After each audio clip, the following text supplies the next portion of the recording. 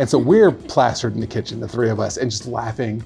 And we decide it's funny to kind of basically debate who had the worst childhood. Crying and laughter, like not sad.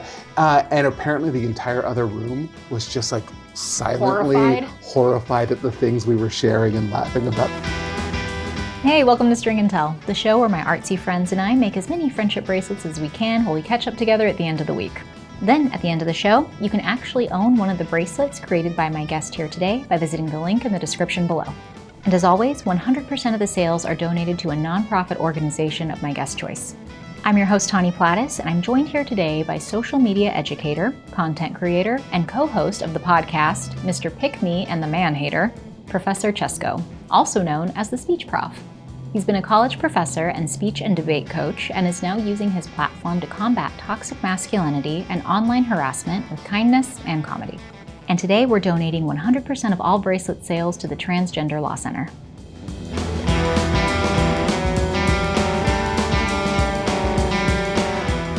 I'm not officially, what's the word, dyspraxic. It's like, I thought I was, and I was like, there's a whole diagnosis for it that I never bothered. So I don't want to take the term and say I am. Sure. I think I am. When I used to take puppetry courses with my wife in college, and it was before we were dating. And the running joke was how bad mine were. So I always just voiced them as like these dying creatures that were like just broken inside, and it was part of the, and it was so. Everyone was making these amazing, because these were like real puppeteers in this class. Sure. Everyone would be making these amazing things, and mine would just be falling off, arm falling off, glued. And I was like, why am I so bad? Because I am artistic. I can draw, I can do other things. But when it comes to something like more tangible, like arts and crafts, my brain just shuts off. I can't do it for some reason. Same like wrapping presents. I took classes. Like, I'm like, I don't want to be that guy that is just terrible at wrapping it. So I try so hard. And like, my wife, it's part of the gift now. I think she's like, thank you for putting the effort in, but you can see it. And it's like, I'm a smart person. I'm a college professor. And I can't seem to, and it turned out then. So that was for years. I was like, it didn't make sense. And then I started realizing, I have I'm autistic also. And so it's very, very, very common for coordination issues to be with that. And so I think that's probably what it is. Sure. But I was like, what's wrong with me? I mean, there's a lot of things wrong with me, but that specifically was something that took me a while to come to terms with, that maybe that's just not my thing. And for those who might not know, what's dyspraxia? Dyspraxia, it's as someone that's not diagnosed with it, I'm not fully, but it's basically a coordination issue. Like, so hand-eye coordination issues with it. And it was like I've always been called clumsy, sure. Throughout my entire life, even though I've never felt like I was clumsy. I was like, no, I'm not, because people think of clumsy like kind of like, maybe because I'm big, I didn't want to be called clumsy, because then it's like, I'm just a big clumsy guy. Not that there's anything wrong with that, but so I always kind of denied it. But then I look back, and like, the running joke when I used to play basketball was that I'd fall down all the time, because I'd have all these like my quote unquote highlights with me shooting on my knees, and it was because I literally just fell over and was shooting. Funny. It's been a running theme throughout my life, of me dropping things and breaking them, me being unable to put things together. It's just like, and now I'm really into 3D printing right now. I promise I'll start on this in a second. You're fine. But so I got a 3D printer. Okay. And I'm obsessed with it. That's my ADHD hyperfixation right now. 3D it's printing. Just 3D printing, random like cosplay masks and everything. Especially as like, I've been this size since I was 14. I was 6'4" at 4. I'm 6'5" now. Wow. But I was 6'4" at 14. And then I thought I was going to be like 8 feet tall. And so, but for my entire life, if I wanted to buy like a cosplay mask or something, they don't make them for guys my size. Cosplay mask? A cosplay mask, or like Your a head costume. is larger My than head's usual? gigantic. Okay. I have here, on the other side, I'm going tangent to tangent. This is Christmas like 15 years ago, maybe. My family found, I'm a San Francisco Giants fan. Okay. So I'm from the Bay Area. So all the different sports teams up there I love. And they found a Giants hat. And part of the joke was like this, it was this massive hat. And they all took pictures wearing it. And that was part of it. They gave it to me of them all wearing it. And it's a joke because it's like this giant, like looking hat. it's my You, size. didn't it was I'm like 8 1/4. So it's like basically you can't find them that size normally. Anyway, so I have a giant head, giant body, giant head. I'm just a big dude. Yeah. And so I've always wanted, like, I've always been into cosplay and like comic books and all those kind of things. Never been able to get them. So now I'm like reliving this whole second childhood as a 44-year-old man. Getting to print stuff. But the reason I bring that up is because I'm also gluing. My kids want stuff now. Right. And I'm like in my office, like working with super glue. And I literally, I noticed that on the way here. I have super glue on these pants right now because I'm so bad at doing it. Yeah. But that I'm like, my hands will be covered in super glue, which is not easy to take off. No. And like everything, it'll look good enough. The insides of them look terrible. It's not something I'll probably ever, be able to sell online. Not that I'm planning on it, but it's been a journey. Right? Yeah, trying to figure that out. What are you making with a 3D printer? Well, I just printed a Mandalorian mask from it. Like, and what's funny is I don't know if I'm going to talk about brands, but so Bamboo Labs was they make the printer I bought. Not sponsored by them or anything like that. And I made a video that went somewhat viral about how I was doing my best to recycle the waste that it made. And so they sent me their top end printer that produces basically no waste. That's so cool. And so I was so excited. So I did it and I was like, oh, I'm going to do this. I'm going to print a full size Mandalorian mask for my head, and it's in there. And similar to the story I just told you, I'm looking at this thing. I'm like, this is too big because I measured it. I was like, I did it on the computer. I did all the measurements. I was like, this is no way. This is what my head is. Can't possibly. It fits me perfectly. That's so funny. I could send you an image of me, but if anything, it's just big enough.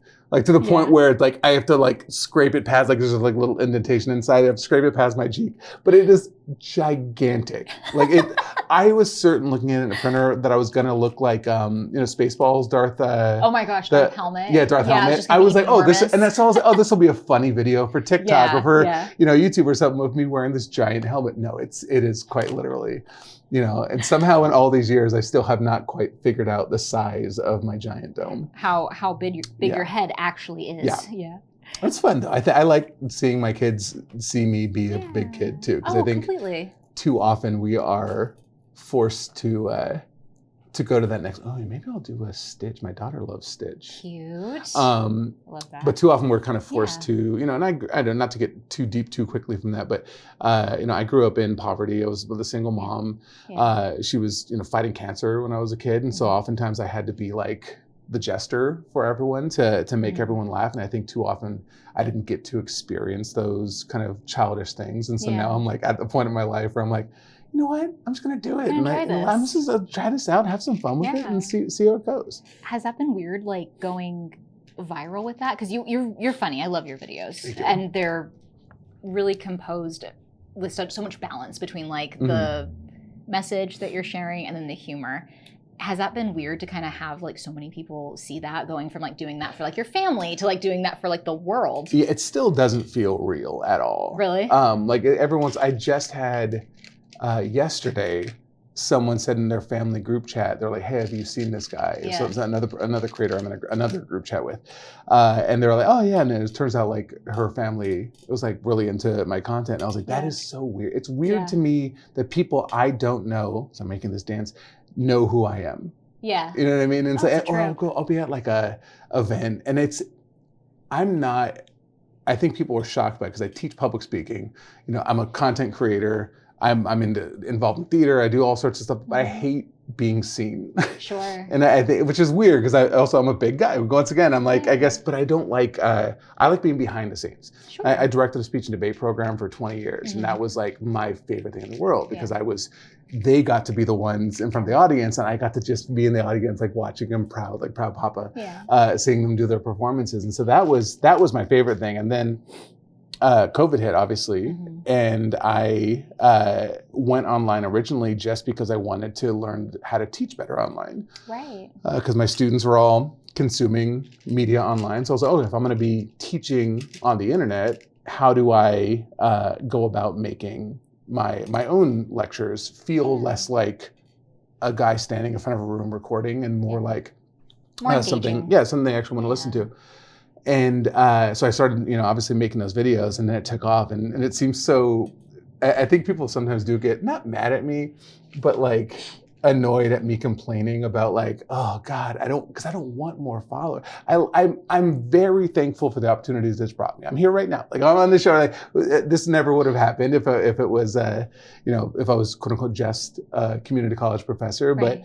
But and I get to go to these cool things, and I get to meet these cool people, and I get to go to red carpet events and things like that, which is so weird. But it's still. It's the best thing in the world. It's the most flattering thing in the world, and it's absolutely terrifying. Right. When someone comes up to you on the street and they're like, "I know more about you than your family." Right. Especially when someone's a big fan. Right. Like, because I don't. This is who I am. Right. Mm-hmm. I'm like, that was one of the biggest mistakes. I think if I was going to recommend to somebody is don't be as open as I have been. It's easier in the sense that I don't have to worry about what I'm saying because I've already said it all. It's kind of like, this is who I am. One of my best friends, he got asked recently, they're like, what does Chesko do online? He was like, he just figured out a way to be himself on the internet and kind of like monetize that. And so it's a very, very weird thing when somebody will even come up to me and they'll see me and be like, oh, is this your daughter? I'm like, how do you know that? Or is this weird, yeah. And I don't. That's one of the reasons I don't put their names online. I don't put their faces online. I don't even like. Chesko is lucky for me is a nickname I've been using for 25 years. I've kind of it's the lore behind Chesko. I'm not going to say my real name obviously on here either, but sure. So I joined the speech and debate team in college, and I have a very generic 80s white guy name. And they were like, no, we already have someone on the team that way. You're going to be Chesko, and it's part of one of my names. Okay. Without that might give something away, but sure. And I was like, I hate it. I was like, oh, that's not my name. But inside I was like, this is the greatest moment of my life. I have a nickname. I was like, because everyone wants a real nickname. And so I was Chesko from that point forward. Yeah. And I used to do slam poetry. And so when you toured with slam poetry, didn't you? Yeah, it was fun. It was fun. I mean, touring as a slam poet was interesting because you were basically just hoping to make enough money to pay to get to the next event, right? It was not like, it was not rich. You weren't, at least back then especially, I don't know, probably the same now. It was not something you were making money off of, not something you were really, I mean, there were some that would be selling out, but it was mainly, coffee shops, bars. And it was an excuse to go hang out with friends that I met around the country at like the National Poetry Slam. And then to be able to pay for it by doing the shows. Yeah, that makes sense. Yeah, and so, but luckily for me, because I have that kind of like that online paper trail of this name, I have, like when you look for me, there's stuff all over about me, but it's been always with this fake name. And so it's kind of helped to, at least I don't really care about me, it's with my kids, right? And so I don't want them to have to, until they're old enough to choose if they want to be a part of it, if they want to, be known a little bit, then maybe. But as of now, I like to keep it more. You want to give them the option to be a part of that or not. Are you still teaching them? I am. Okay, cool. I am still a full-time professor. That amazes me that nothing has slipped out then, or people haven't been able to find it just because of the way the internet is. So whatever you're doing is working. I think part of it is people don't recognize. I've been told over and over that everyone thinks I'm a little guy. There's nothing wrong with that. I don't want to shame anybody for that, but I think apparently I have the energy of a shorter man online. They're surprised at how tall you are. They're surprised at how tall I am. And so I think when they see me in real life, they're like, oh no, that can't be him. He's in my pocket. That's right. So and funny. so I think it's allowed me to kind of have a little bit. I wonder if it's the angle that you maybe you guys. Like... I have the millennial angle of holding up that way. I think it absolutely is part of it. But also my audience is older. I tend to have I think the youngest age of my audience is usually 25, but usually it's 30 plus is most of the people that follow me. And so my students in college, well, some of them are older, most of them are too young to be my target audience. So it's kind of allowed me to. They're not making the connection. No, they're not seeing it. They're really interesting. I actually brought it up to them once and asked them if they wanted to need a lecture on creating content. I didn't tell them any specifics also, but I do some content creation online. I have some background. If anybody's interested, I'd be happy. Just let me know. I put a poll up and not a single one. They were like, no, I don't want to learn from this old guy. I'm like, what is he going to know about making videos for the internet? That's so Stick to public speaking, old man. Stay in your lane. Yeah. That's a crack up. I usually get that people are surprised at how short I am. Okay. I get the how tall are opposite. you?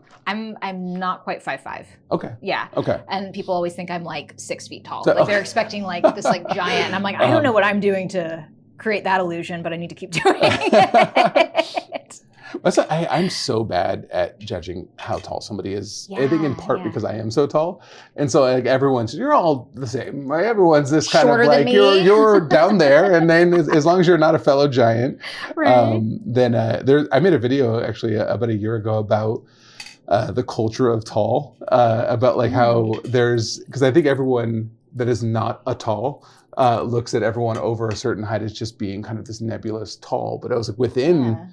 The culture of tall people, there's a very specific there's so like I'd say 5'11" to 6'2", you're tall. Yeah. In quotes, right? Yeah, You're like yeah. no one's gonna call you short.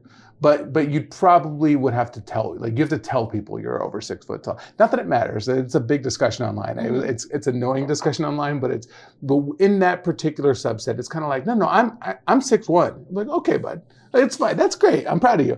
And then there's like the 6'3" to 6'5", where you're tall. Yeah. Right. That is, you are a tall person.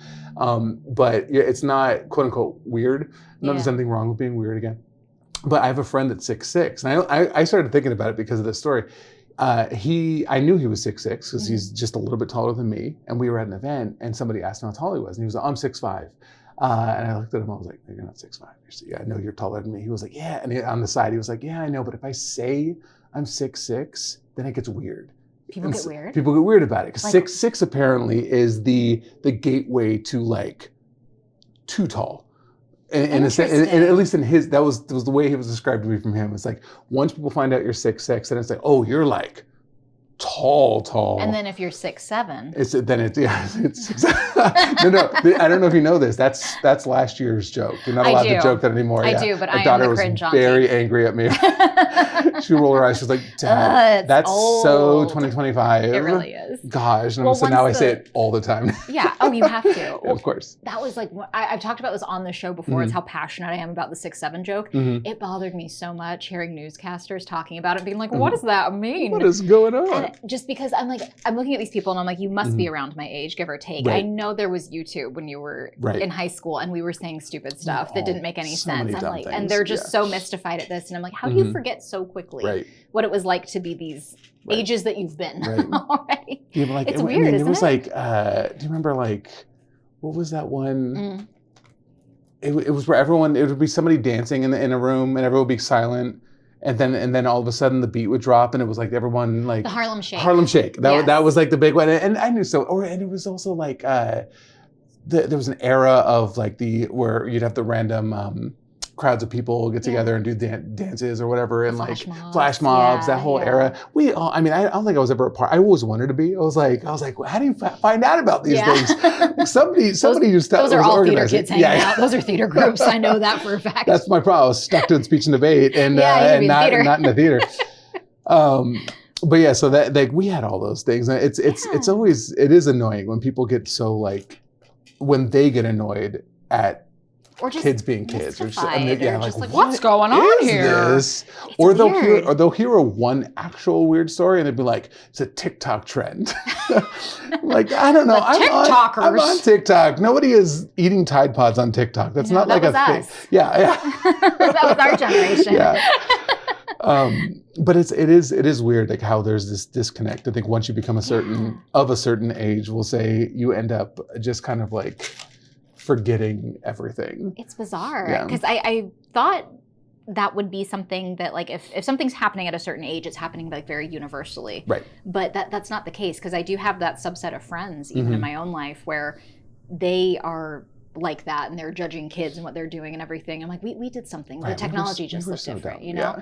And then some of them they totally understand that and they remember what it was like being that age. And it's really, I don't know we what were that way is. worse in a lot of ways because we didn't have as many cameras. You know, we didn't have like there's so many. Like luckily, I was always anxiety ridden, so I didn't do anything that would have gotten me in too much trouble. But still, really? like even like nothing that would be really, although I was sharing, this is not cancelable, but I was a. I love that you have to preface. Yeah, I have to preface. This is not. There was a big show in the Bay Area. I'm not going to say it, they changed the name of it now because it was a problematic name in the early 2000s. Okay.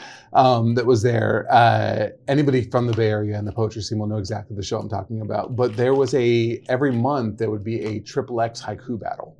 Okay. And the goal was not to be like sexy and suave, but to be the most offensive you could possibly be. That was the time. And unfortunately, that tickled my brain the right way. And so I was very good at it. So that's the one thing where if people saw that, I mean, like I said, it would be nothing that would be cancelable, but it would definitely be something I'd have to explain if any of those were to come to the surface. But it was part of the culture. It was all about just like, how do you make the audience groan like and be like, look at you like, oh my God, did you just say that? So that was the closest thing. But I'm happy there's no video of that or film of that anywhere, at least that I'm aware of. My gosh, yeah. That was an interesting time to be, especially like I said in San Francisco. The poet scene was very interesting at the time there because it was just like this amazing amalgamation of people from all walks of life, all different ages, all different cultures coming together, and it was so cool. And it was that was the beautiful thing about touring was that you could go to any major city in the country and find a coffee shop or a bar that had a slam, and you could, they have enough money to pay for your hotel night that night. And so that was a really cool thing that I do. I'm sure it still exists to an extent, but it's different now.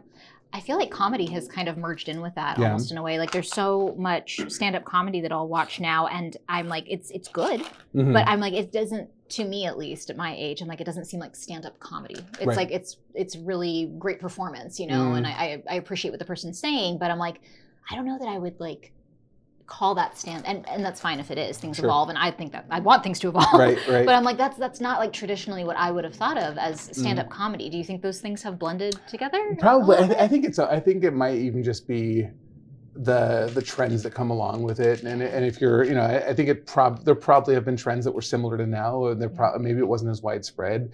I know with poetry, it was like every city you went to. Like I was in San Jose.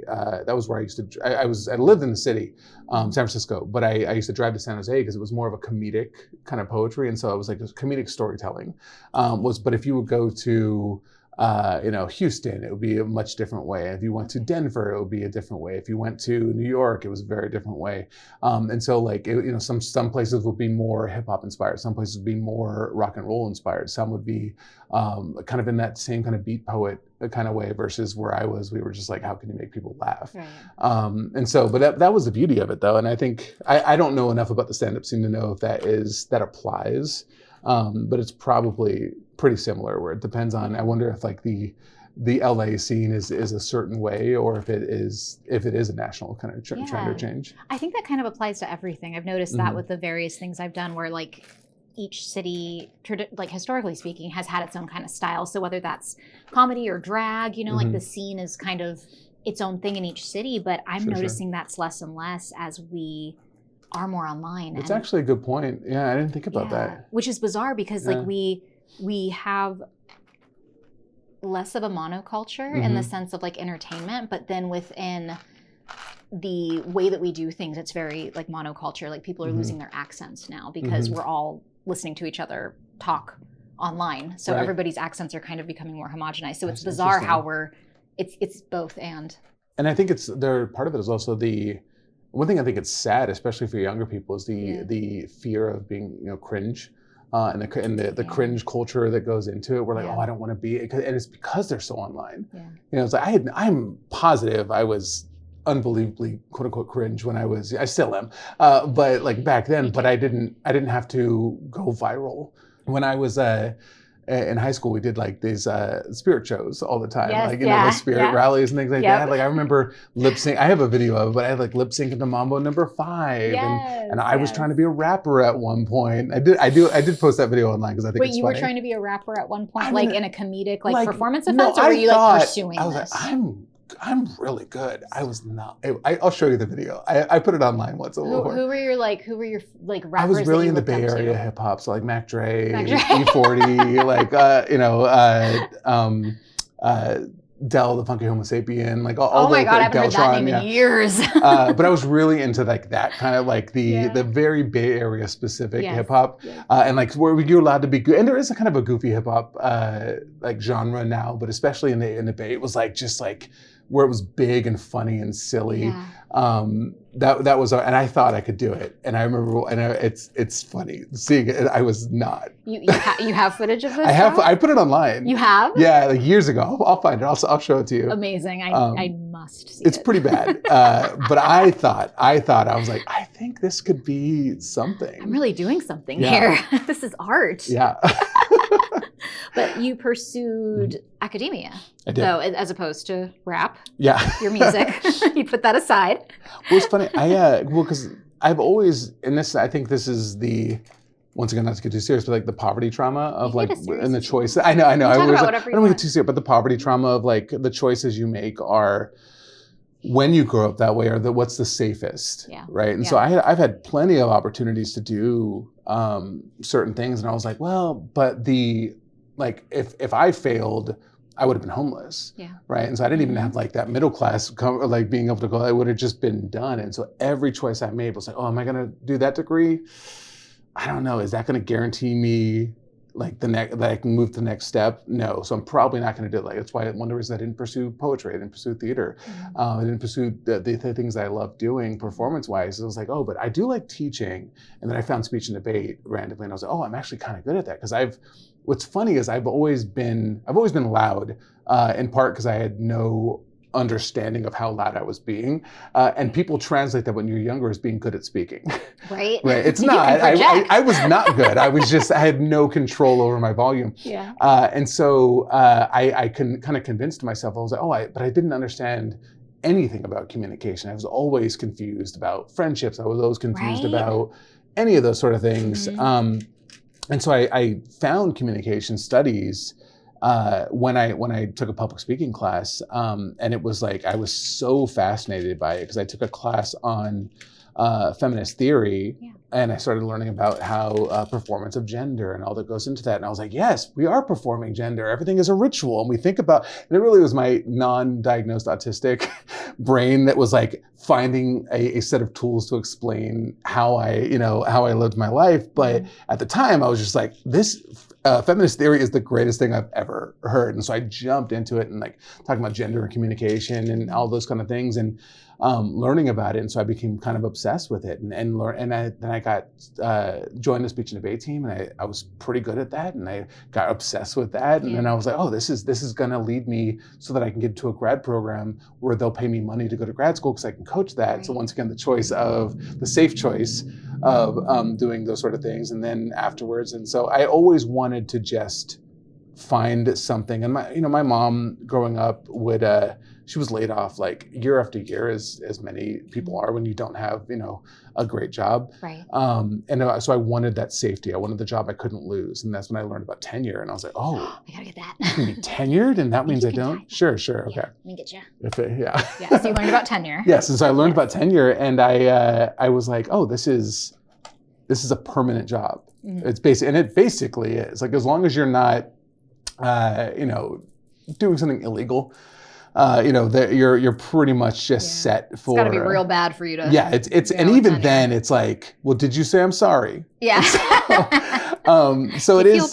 It is. Yeah. Are you at least showing a little remorse about it? I mean, maybe it's not that, but it is pretty hard to lose, as long as you're actively making even at least a mild effort. Now, that's not how I'm doing it. I'm obviously, I want to be a good teacher. Right. Right. But no, it is, but it was one of those things where I was like, okay, this is, and that's also why I don't want to leave, because content creation is not stable at all. God, right? no. And so, especially with 3 young kids. And so, people ask me all the time, like, so when are you going to quit teaching and do this full time? I'm like, absolutely. Like, as long as they'll have me as a teacher, I'm going to keep on teaching, because it is the notion of relying on the algorithm for my livelihood is, and I know people that do it, and this is not a knock on them, because they're way more brave than I am, because I would absolutely, I'd be in a panic attack constantly. I already have anxiety attacks, and so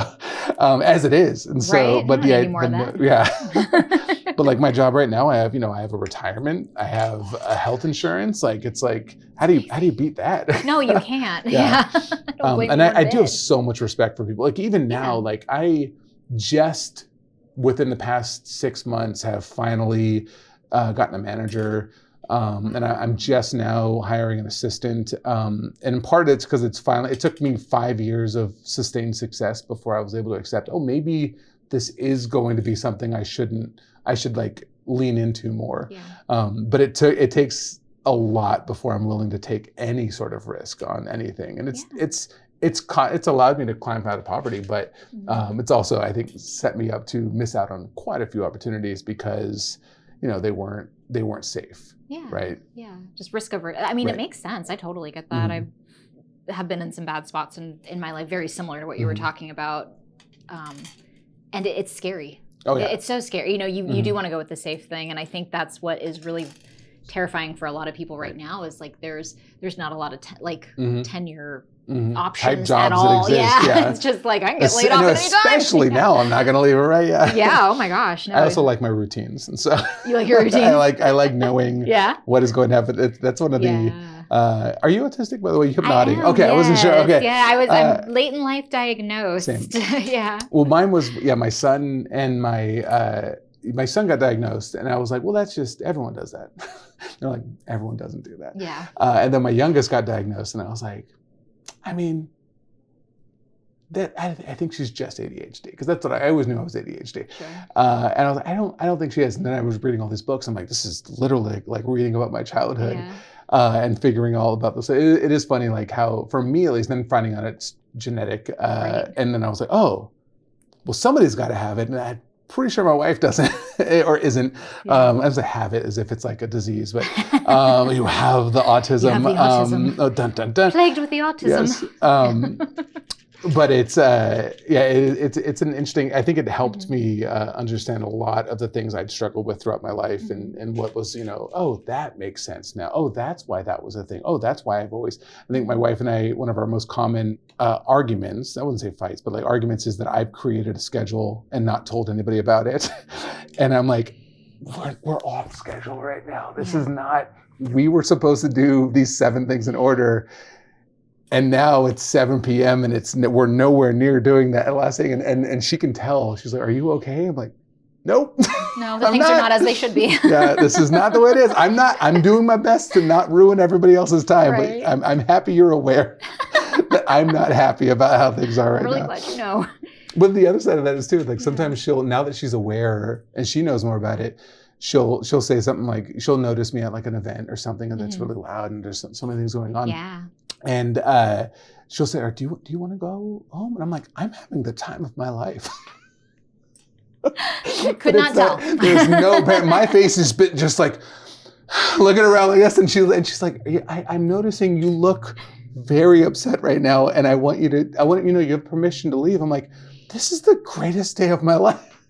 That's we called it RBF when I was a kid, and resting bitch face. Yeah. And that was like such a big clue for me leading up to, and then the whole like talking to my therapist and her saying like, I have a colleague, I think this is something you might want to talk about. And I was like, what do you mean?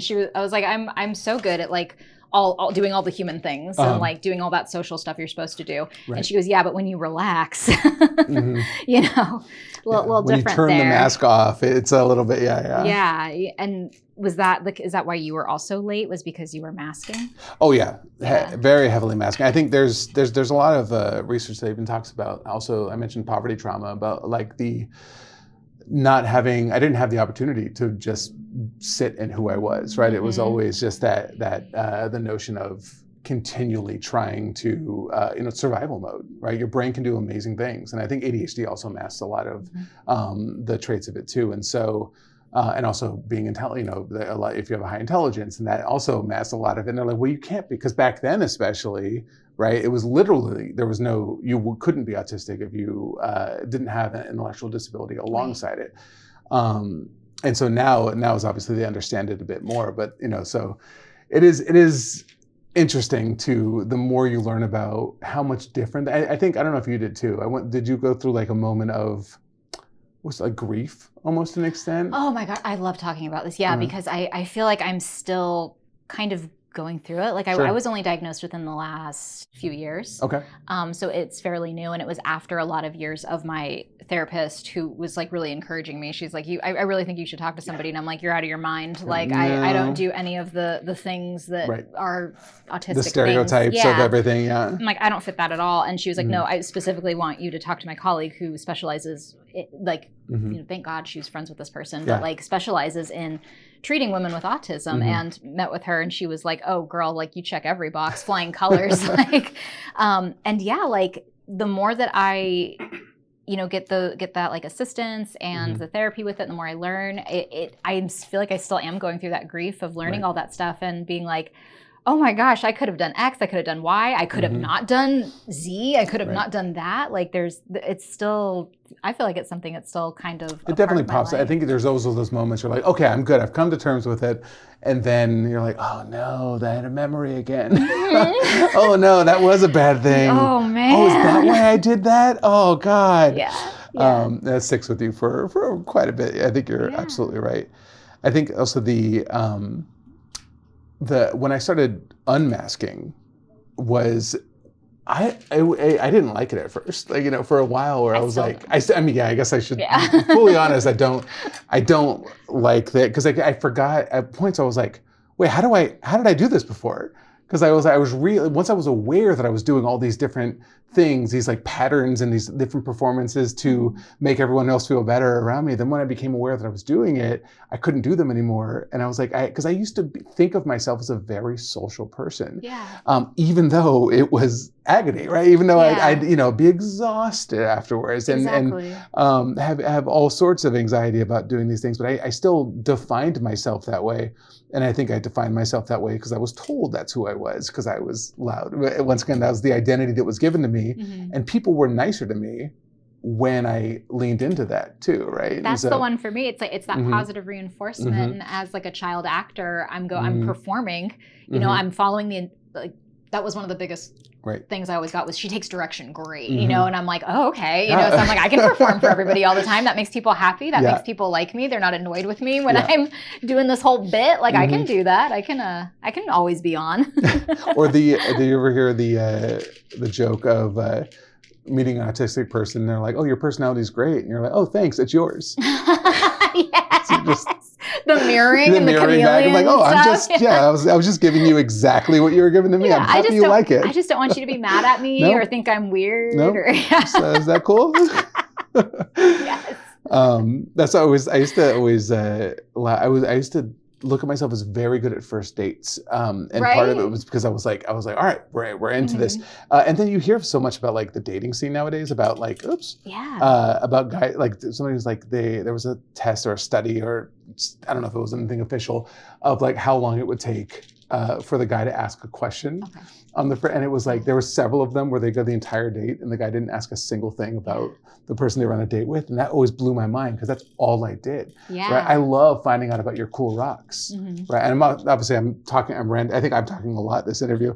Yeah, but you came here with that. Right, I know, that's what I'm like, this is allowed, right? Now I'm being self-conscious about like, what am I doing? No, that's the point of this. But I want to know like what is, like when I say like what's your cool rock, I want to know like what's your interest? Like what's your fixation? And I always find I love hearing people talk about the things that they're excited about. Right. That is so fun. Yes. Like even if I have no interest in it, I'm like, oh wow, you like this thing?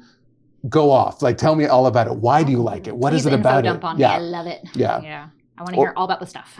Or the trauma dumping. Obviously, those are people I would just become best friends with right away. Because like, oh, can we share our trauma with each other? Wonderful. I know, and I didn't learn until I was like much older. I'm like, oh, you're not supposed to do that. Yeah. That's a very recent discovery for me that I found that out as well. I was like, because I like it. I'm like, I'm like, so what's your relationship like with your mom? Let me find out all about it. Is it okay if I talk about this horrific thing that happened to me? I love it. I'm like, tell me all the scary stuff. Let's get into the meat. Let's get into the meat and potatoes of this.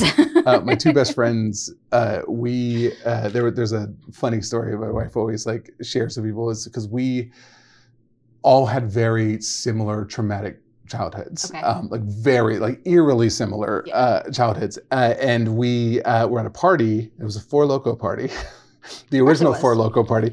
And so we're plastered in the kitchen, the three of us, and just laughing. And we decided it's funny to kind of basically debate who had the worst childhood. And we are laughing and crying and drinking, like crying and laughter, like not sad. And apparently the entire other room was just like silently horrified at the things we were sharing and laughing about. They're like, someone needs to go in there and stop them from, but we had no idea. We're like, this is great. This is wonderful. I've done, but like it wasn't Four Loko specifically, but like that same kind of thing where it's like everybody's cracking up. And I feel like that's another thing that kind of ties in with neurodivergence is using humor. Right. To like absolutely cope, not deflect even, like, but it is like, it makes it more comfortable to talk about and to address. And I feel like a lot of people are like, that is so wildly inappropriate to do. Or being self-deprecating too is a way to like avoid them saying it first too. It's like, it's like, you're really mean. I'm not, that's fine. I'm good with it. Yeah, like, no, it's okay. It's fine, I promise. They're like, do you need to sit down? Are you okay? I'm like, this was supposed to be a funny story. Yeah, like, sorry. I'm so sorry. Whoops, I misread that one. That's not, even like when, because obviously I respond to a lot of these like bad dating advice online. Yeah. And it took me a while to, at first, now I have to question, I was like, am I disagreeing with this because I'm autistic, or am I disagreeing with this because it's bad advice? Yeah. It's often just because it's both, in there. But like, I like the idea of not having any, I have boundaries, right? There's but like, so when I met my wife, right, she was playing Millie in Thoroughly Modern Millie at the time. And it was literally, we just started dating, show starts. So when are we supposed to hang out? Because that takes up every weekend, we're both in college. And so I was like, oh, do you mind if I come? So I went to opening night, it was great. And I was broke, I couldn't afford to keep going there, but I showed up the night. But I found out, and this is like my idea, that because I didn't bring flowers. I never really was a theater person. I was into performance, like but slam poetry, things like that. But I was not like a traditional theater person. And I showed up the first night, and I didn't bring flowers. And I saw other people bring flowers. I was like, oh no, I just dropped the ball. I was like, she's just the lead, and I didn't bring her flowers. It's over. I ruined it, right? She didn't care. But I was like, I need to make sure she has flowers at every performance now. And flowers are much cheaper than the ticket to the show. So I showed up the next day with a bouquet of flowers for her, and I found I forgot the name of one of the house managers, and I was like, "Can you bring this back to her? I just want to make sure I can't, I'm not." And she was like, "Are you staying?" And I was like, "Oh no, I couldn't get a ticket." She was like, "Okay, come on." And so she gave me a ticket, and I showed up the next day with flowers again. And she was like, "Do you have a ticket?" And I was like, "No." She was like, "Okay, sit down." And there was two performances. The one day I showed up, and she was like, "Are you here again?" And I was like, "Well, she needs flowers." This is me. I was like, and it's in hindsight, I'm like, it's kind of silly, but I brought her flowers to every single one of her, 25 performances of it. And every single one, the stage manager would just, like, eventually she just saw me and just waved me in. She kind of had a seat saved for me at that point. But I was at every show, and like, if I were to tell someone to do that as advice, it would probably be terrible advice, sure. I think. But I was like, at the end of the day, that was the kind of person I was going to end up with someone that appreciated that, because that's who I was, right? And if I had tried to play some game or something like that, then I would have ended up with someone that didn't like the person I actually am, right? And so I think that the best advice where a lot of these guys go wrong is that where they treat every single woman as the same person, right? And two, where they act like as if creating a persona is going to ever lead you to someone that actually likes you, because your goal should be someone who likes who you are. Yeah, definitely. How did you go from Sure. you got online to try to learn how to do remote education better, and now you're making content that is really about I feel like fighting misogyny. It's very feminist. It's funny. how did that like so it's from point A to point B it's though? a clearer path than you would think. So my Okay. my master's degree is in feminist rhetoric. Right. And it was specifically, like I said, on systems and intersectional feminism, systems of repression. And so I've been ranting about this stuff on my personal Facebook page Forever. for a decade, on my live journal before that even. And so I've been talking about this stuff forever. And I've taught gender communication. I've taught, performance theory that includes, feminist modes. And this has been something I've been researching and studying for as long as I've been in college. I just didn't think anybody cared outside of the classroom about sort of thing. And so it was just, and I don't remember what video it was. I'm trying to think, there was some, but it was a viral video. I'm trying to think, there's several of them in my head that was early on. But there were several of these guys that were giving out, the Andrew Tates of the world. And it wasn't Andrew Tate. I discovered him after this, but it was giving similar advice.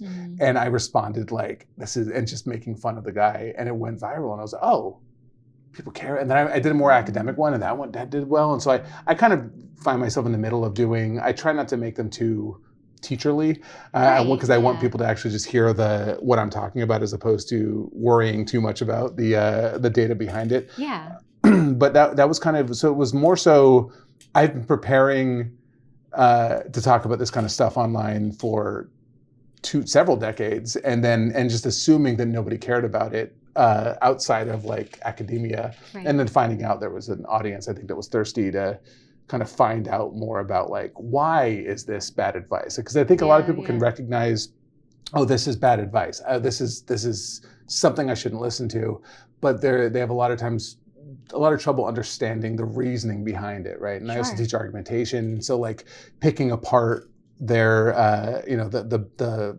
fallacies that they're using and intertwining that with feminist theory has been a pleasant surprise that there was a bigger audience for that than I ever thought there would be. Yeah. I wonder if that's frustrating though in this particular era that we're living in, because you come at it with logic and the logical fallacies and critical thinking skills. Like there is a blueprint for how that all works, speech and debate. I mean, I feel like some people are just like, I just don't think that that's accurate. Logical, no, they just no. Has that been weird to navigate now? I think I have not had one, it helps. I'm Latino, but I have obviously a lived experience of a white man. And I think the reality is, as being a 6'5" white man who is also high masking on my disability, affords me a lot of privilege online, where I don't get the same pushback as a lot of other creators saying the exact same things. And I think that's the part of the problem, is you don't have a lot of people that look and act like me making this content, because it's safe for me to do it. I don't ever, though people will release lists of like creators that are doing certain things, even with politics and all sorts of things, I'm never included on them. And it's not that I'm bigger following, getting more views. People are hearing more of what I'm saying, but I'm almost never, if ever, included on them. I very rarely will get a death threat or threats of physical violence, whereas I have friends online, that's just their lived experience. And it's just part of, and they're not even making controversial things. It's just being a woman on the internet is part, and that's so sad. It's so frustrating. So I think I have not had an issue with it, because one, I look at my page as a kind of gentle parenting for misogynists. So I approach it like, if this was my son that said this, often how would I approach it? And sometimes it would be like making fun of, I don't know, not that I want to make fun of my child, but sometimes that would be an aspect, do you really believe what you're saying right now? Is this something you really want to have just said? Did you hear the words that are coming out of your mouth? And so I do approach it more as, this is what I would want someone to say to me if I had heard this, because I did hear this advice. All of this stuff is stuff I heard, right? And none of the advice online, literally none of it, is new. It might be talking about things that are new in the sense of dating apps and things like that, but it was the exact advice I was hearing when I was, quote unquote, on the market, right? When I was out there, it was, oh, you got to do this. You got to wait to do this. This is how you approach paying for things. This is how you do yada, yada, yada. It's the exact same things that we were hearing, just packaged. And the problem is, I think when I was a young man hearing this, I was able to be like, oh, that's just Steve he's, and we all knew he was single and nobody but these guys are able to kind of create these personas on the internet and convince younger guys that are like, oh, he knows what he's talking about. Look, he has the life I want to live. And unfortunately, that can be very powerful, right? Because then you have all these guys then buying into it. And it's nobody wants to believe that they're the problem. Right. Right. No, oops, I just dropped all of them. You told me not to do that. You told me that your advice was to put it on the table. I was waiting for it too, and I'm like, well, he won't do it if he won't do it again if he does it once. I did it. That's so funny. You literally said that was going to happen. But nobody wants to believe that they might be the problem. Right. That they might be. It's always nice. And this is why you see so many other horrible things in this country. They want an easy answer to a complex question. In my own videos, like I have trouble making videos below 5 minutes long. Right? And so I have to spend hours trying to figure, okay, this is what I want to say. I can't make this shorter. How do I make this less time here? And some people don't want to hear a 5-minute video explaining the nuance behind why specifically. I get why you're feeling what you're feeling. Let me explain why it's still wrong. Right. It's like, do you remember there's an article 10 years ago that was explaining white privilege to a broke white person? And it was written by a woman who grew up as a broke white person explaining all that. And so I think that article went viral because I think it resonated. It was a really good way of breaking down the nuance of how privilege functions. You don't have to always be awarded something in a tangible, in-your-face way to still benefit from privilege. There's something called the patriarchal dividend, which is an old sociological idea of that quote-unquote average men benefit from the acts of terrible men, right? And it's true, right? We do I have joked before, why do you have a large following online? It's because I'm not terrible. It's not even that I'm not out there doing these amazing acts of kindness. I'm just not terrible, right? And that's not. I don't want to be too mean to myself in that regard, but it really is what it comes down to. It's I am an example of that. And as much as you want to fight against it, we all do benefit from these. That's the systems of oppression. I do benefit from the men that are evil, making it easy for me. Father, a great example, easy way to see that I think for most people is when you talk about mothers and fathers, right? If I'm out with my kids, I get, look at that good dad for existing with my kids in a public space without my wife there. She doesn't get that. Or if they're acting, my child's having a meltdown or yelling, they look at me like, that brave father is doing these amazing things with these kids. God, and his evil wife let him take them out without her. Why would she allow this poor man to be out here alone, right? And that's how we do that. But people don't want to believe that because I can say that and still think I'm a good father. That doesn't mean I'm not. That doesn't mean I'm not a good father. Yeah. But people automatically will think that that's your implication. Yeah. Oh, absolutely. And I'm nodding along too, saying this as somebody who is extremely pale and a woman, absolutely benefiting from the horrible things too. Those two things can be true. You know, absolutely. I almost did it again. Yeah. Oh. I like that pattern though. I was reaching over. I was I'm going to save him. But yeah, so that's kind of I don't even remember what question we led to that. But. That's how our brains work. I also was diagnosed with ADHD, so we are two peas in a pod. It's funny because my podcast co-host and I we purposefully created an hour-long pre-show every week so we could get this out of our system. Yeah. Just we have an hour-long show only on our Patreon every week of us just rambling about our personal lives. Sure. It's all right, I need to talk about all these things that happened this week when we're best friends. And so that ends up being us just ranting and them okay, now we can say it. And people think, I don't know if you've ever listened to our show. I have, yeah. It's pretty all over the place, even is. Yeah. That's the On Topic show. That's with editing. That is with full on doing everything we can to stay on a topic. It's still being a complete mess. But I think it's fun. I'd rather do that than have to force ourselves to stay on some sort of made up routine every single time. Yeah, but you like your routine. It is. It's funny. I like organized chaos. So I liked planned chaos. Like this is our podcast is a planned hour of chaos. Right. Right. And so I've scheduled that time for chaos. Yes. But if I had gone in there expecting it to be organized, I'd be miserable. Oh yeah. Right. Because Totally. but that one specifically is okay because that's acceptable. And I have not. She's brought up, or we've both brought up a couple times. Like, should we? Is that holding us back that we're not doing more, like to like keep it more on topic? And I was like, I don't know. I feel like that would just ruin everything. Yeah. How do you feel about appointments then?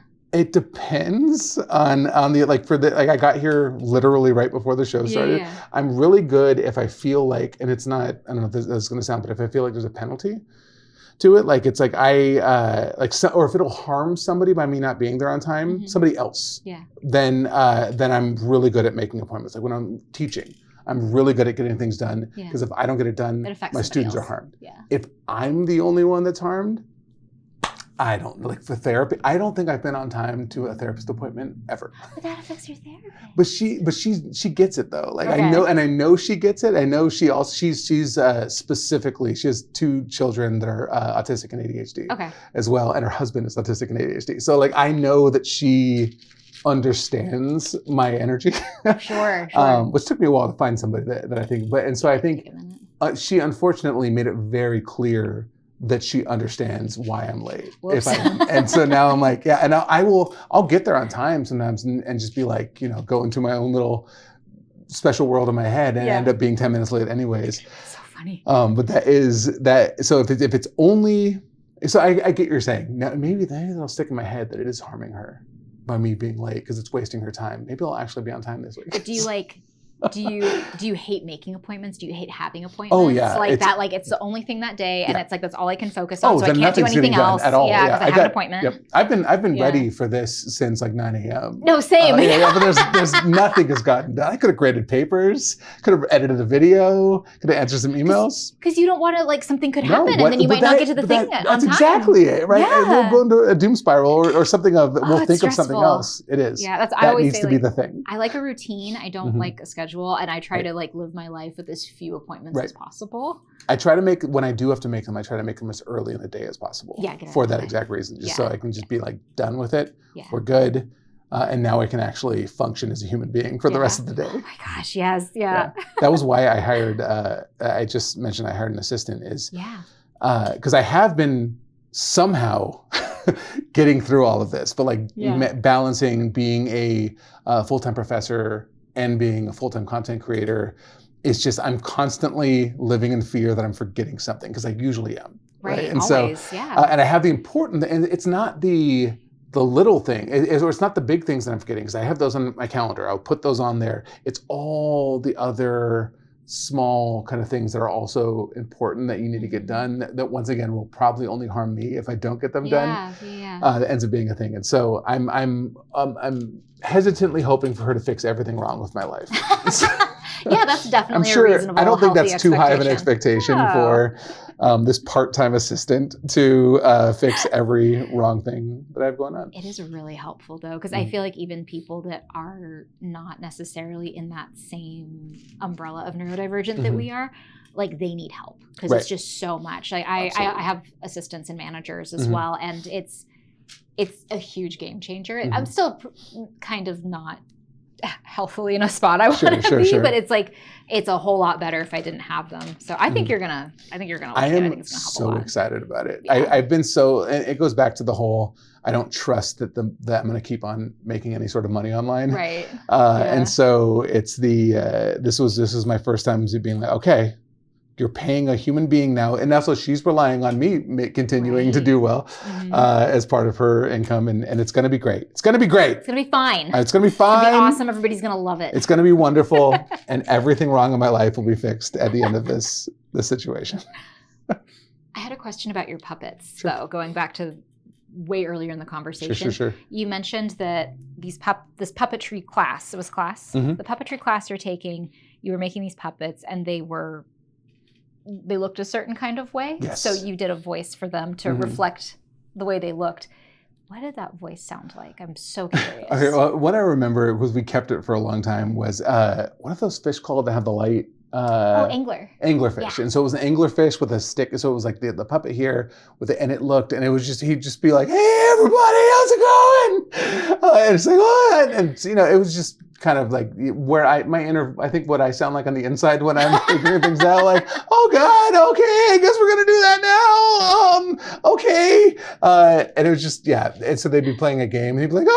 Oh, and so it was a lot of anxiety. Yeah. That reminds me of, I don't know if you've ever seen the show, but mine were tied though. They're tied. We're good. I got worried. It reminds me of Morty from Rick and Morty, the Mm-hmm. kind of voice. Just constant anxiety. Absolutely. And I mean, that describes my head pretty well. Yeah. I also have an anxiety disorder. My brain is a fun place. And that is a good way of thinking. I think it allowed me to give voice to what I was feeling on the inside. Because I still, when I was not with that puppet, I still had to pretend like I knew what I was doing. Yeah, like you had it together. I thought it would be funny if this puppet's eye was falling off in the middle of this. I thought it would be great. That was intentional. No, it was fully intentional. Yeah. And I think it's, nobody could question that because I said it so confidently. Absolutely. We both did green. Hey, I didn't even realize. I like this one. I love that one. It's very like 90s alien, like that Nickelodeon kind of. You know what I'm talking about? Like back in the day. Mm-hmm. I love that. You got the hang of it. I got it. I'm nailing this. This one I think probably needs to. I'm gonna tie that for you. Okay. The Thanks, pizza. Mom. I got it. Yeah, appreciate it. Is there a favorite piece of content? I hate to say piece of content because I feel like it just sounds so like data driven, right? You know, but is there a favorite video that you've made, like that you think of where you're like, I'm really proud of that? I don't know. Proud would be different. Let me answer that in two prongs of that. I think my favorite one has got to be my Hello Kitty video. Yeah. I think that one, because it was not meant to be a viral video. Okay. It was just one. I don't know if you've seen it. I think I'm thinking of the right one. Where it was Hello Kitty. It was one of the CEOs or somebody at Hello Kitty America was like said Hello Kitty's not a cat. Oh, that's right. And he was talking about how she's 3 apples large and all these sort of things. And it was my exasperation. I didn't write anything for it. I just kind of picked it up, cut it into pieces, and responding to every absurd thing she was saying about Hello Kitty. I mean, I'm probably wrong. She's the CEO of the company. But and it ended up going like, that was probably my most viral video that I've had as far, actually my most viral video is one I'm not proud of. I'll talk about that. Really? Okay. Yeah. But this is the one I think most people mention to me when they see it. They're like, oh yeah, I've seen your Hello Kitty video or something that's not like a follower. Sure. But oh yeah, I know that video. Okay. And so that one was just like, I think it was just it encapsulates my humor, I think, really well. I think my favorite video would be one. I was ready to not be a creator at one point. I was during COVID. Yeah. I'd started getting a bit of a following, and it was becoming a job. Right. Right. It was like, all right, I have too many things on my plate already. You know, we're home alone with the kids. We're half homeschooling them, right, because of everything that's going on. Yeah. Plus just the stress of the world and not having people and teaching online and trying to transfer everything. I was like, I'm gonna be done. And I was really kind of on my wits end. And then there was a video of these young guys that said, if my wife gains weight after she has a baby, then I'm out. And it just snapped in my head. And I was just like, I started like talking to the video and I started like crying during this video. And I was like, I can't post this online. But I was like, whatever, I don't care. Maybe it was my last video. And that was like, that one, I think I gained like doubled my following off of it. And I was like, it was very unnerving because I was like, this is the most emotionally bare I think I'd been in a video.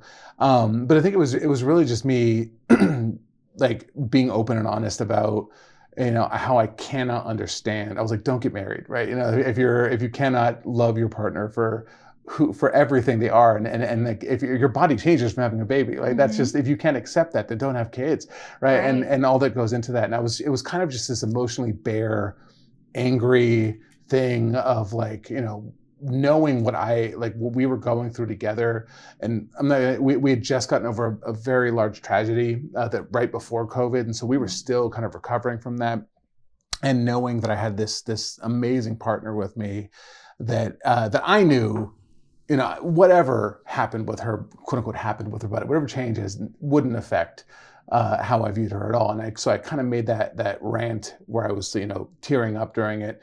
And there were so many DMs from people that were talking about how much it meant seeing, I think, just a male voice expressing those sort of things too, and being willing to be open about those. So I think that video for me was the moment where I realized that my voice could actually have some power and actually have some effect on people's lives, because of the feedback and the messages I got from so many people saying how much that video meant to them. And so that was like, for me, the changing point, when I say it's my favorite, where I was like, oh, I should keep doing this. Maybe I should keep being honest. Because I think at that point I was still under the idea that I should probably have a little bit of more of a screen behind what I let out there. Sure. And then it became almost like, I don't want to say it was like therapy, because therapy is much better, but it became therapeutic for me to just like be bluntly honest with the internet about what was going on and what I was feeling about the world and about everything. I think that was kind of like the turning point for me, where I became a quote unquote real creator. Yeah, makes sense. Yeah. That's really cool. Before you start that next Sure. bracelet, No, I'm going to have you do something. Sure. Okay. So one of the things with friendship bracelets and how they work is you are supposed to like pass them forward in the world. So I don't know if you were ever gotten to rave culture. My older brother was. Okay, so the plur and all the all that kind of. I was not. I was very much like. While he was out doing all the things involved with throwing raves and doing all that, I was at home. Yeah, but you had like but I'm a little aware. bit. I have a side. I have a side awareness to it. Yeah. Well, maybe this will be your first one then. So one of the things that you do with like the candy that you get at raves is like you're supposed to like. It's supposed to be given to somebody else. Okay. So like when somebody gives you a bracelet, you can hang on to it for as long as you want, but it's not supposed to just like go home and like live in a drawer or anything. Like when the moment is right, you're supposed to like pass it forward to somebody else. So I'm gonna give you that one that I made for you, and then you can pass that forward to somebody else. That sounds great. And then I'm gonna have you do something that I do with all my guests, which is a rapid fire round. Okay. So I'm gonna have you make the best friendship bracelet that you can while you're answering rapid fire questions, and you have a 2-minute time limit as well. Okay. I have an idea. Okay. Okay. Ready? Yes. Go.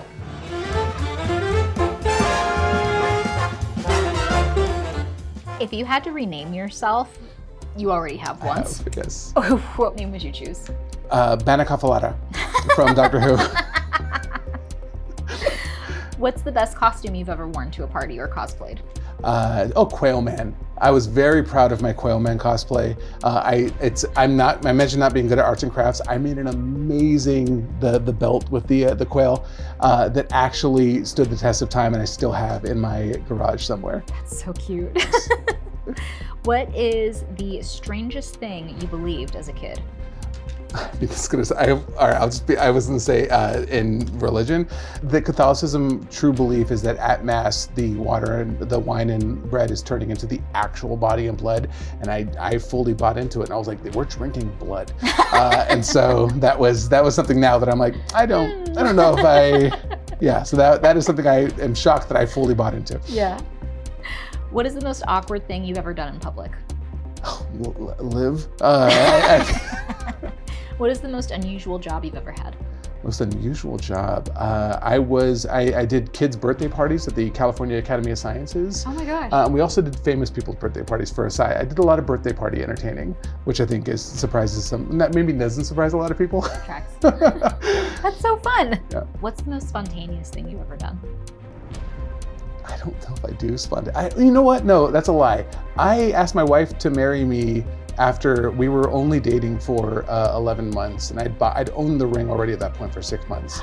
Oh my God. So I guess that's pretty spontaneous. I think from as far I knew 2 weeks in. I'd never planned on getting married at all to anybody. Not to, once again, childhood marriage was bad, and it's the way I viewed it. And then 2 weeks in, I was like, I think I'm gonna marry her, and I ended up saving for the ring just a few weeks into our dating. And that's 2 minutes. That's such a great way to end. That's so cute. So this gets made into a lanyard type of, garland, I would say. Sure. But what we do is we're taking these and we are tying them all together with every guest who's ever been here, and we're going to put like your little pictures with them, and we're going to hang it up in the studio. Okay, great. Yeah. This is my D&D lanyard. Oh, I love that. Yeah. So. It's beautiful. It would have been longer, but Twice things fell off of it. However, Yes. thank you so much for Absolutely. stopping by This today. is This was so much fun. Really appreciate it. Hopefully my rapid fire was fine. You're fine. No, that was great. Thank you. This is great. I'm happy to be here.